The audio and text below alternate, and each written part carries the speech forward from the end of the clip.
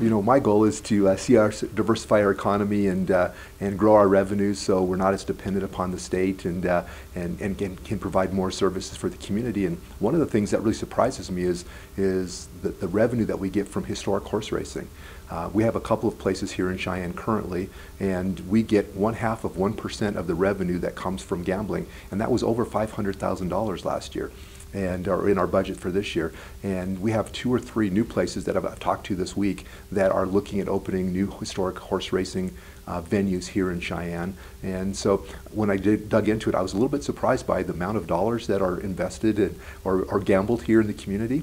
And we're learning that people are coming up from Colorado and different places, coming to Cheyenne, recreating and leaving some dollars and going home. So it's a positive thing, I think, from an economic perspective for Cheyenne. Well, I think it's really important that, again, like I say, trying to diversify our revenue streams, and Laramie County is the #2 tourism county in the state, only behind Teton County, who has, Yellowstone and all the good stuff up there. But we're coming for them. We're going to try to get there. And the things that bring more people here, that destination tourism, is good for us.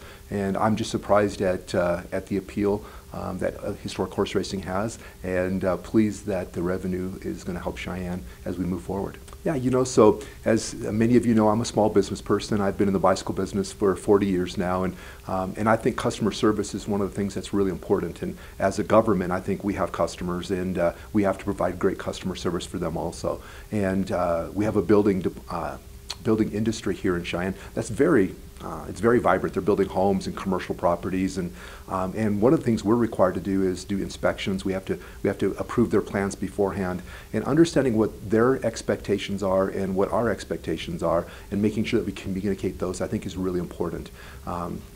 If we don't know each other's expectations, we can't meet them, right? And so we had somebody come up from the building department or the building industry last week and talk to us a little bit about expectations, and our team will work on trying to meet those. And so I thought it was really important. I'm going to be meeting again here in the next few weeks with the Builders Forum, the group of builders. Again, I'm sure to talk about their expectations and how we can do a better job of delivering on those. Time is money. So every day that a home builder is building a home, the interest on their construction loan is $100 or more that it costs them in interest.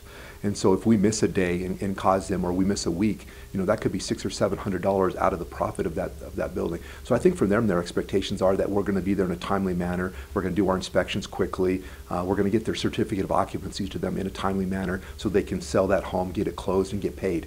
And so I think from the builder's perspective, it's a little bit more basic of just making sure we're there on time and help them be successful. Yeah, so the Old West Museum is a real jewel for Cheyenne.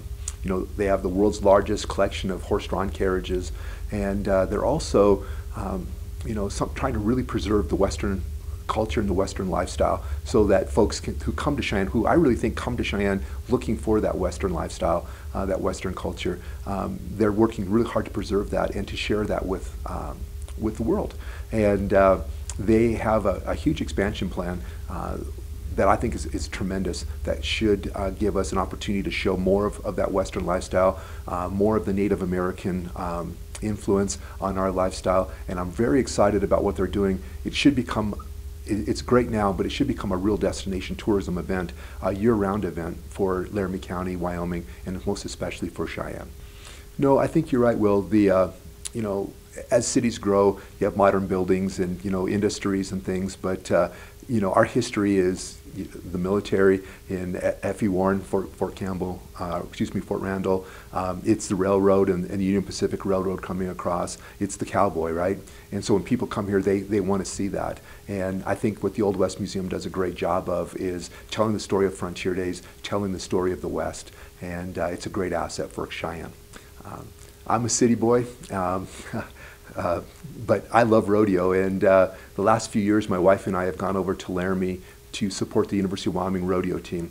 We had a young man named Cameron Jensen. He's from a small town in Nebraska. He's a corn farmer and rancher, and he's a calf roper. And to meet these athletes and what great young people they are, and to help support, again, that Western lifestyle, that rodeo lifestyle, is a blast. I enjoyed meeting the athletes, and also just the people from all around the state that came to support the rodeo team. It's a wonderful event and a wonderful team. We did introduce a bias crime ordinance on Monday. It's got to go through 2 more readings, and I think basically the thing that I'm most impressed with is the way it's written. It basically says that you have to, with malice and specific intent, harm somebody based on, religion, color, who they love, that list of protected classes. And for me, it really sends a message to the world that Cheyenne is open for business, that we're loving, that we appreciate people. We want people to feel comfortable to bring their businesses to Cheyenne. We want employees to feel comfortable to bring their families here to take jobs. And I think this is a really important corporate statement for us, that we're open for business and that we're hoping that folks will choose Cheyenne and choose Wyoming.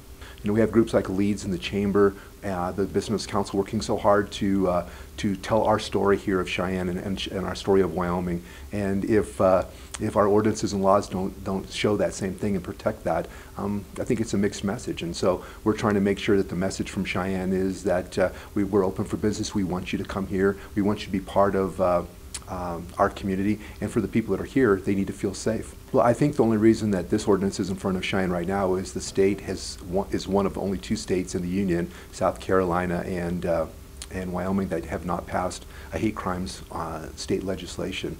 And I guess we just decided we couldn't wait any longer for the state to act, that Cheyenne's open for business, and we want the world to know that.